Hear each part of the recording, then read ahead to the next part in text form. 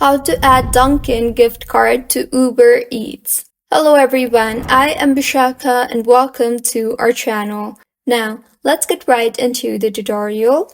Firstly, go ahead and open your preferred browser and in the search bar, search for ubereats.com.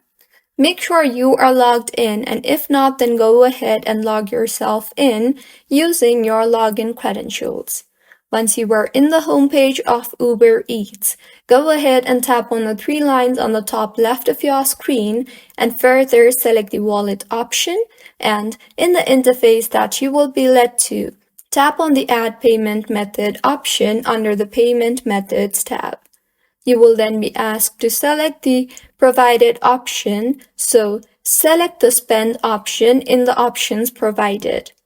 Further, you will be able to see the gift card option. Tap on that and in the enter your code text box, go ahead and enter your Dunkin gift card code. Make sure to enter the correct code and now tap on the apply button, and with this your Dunkin gift card will be added successfully. So this is how you can add Dunkin gift card to Uber Eats. If you find this tutorial helpful, please like the video and do comment if you have any queries.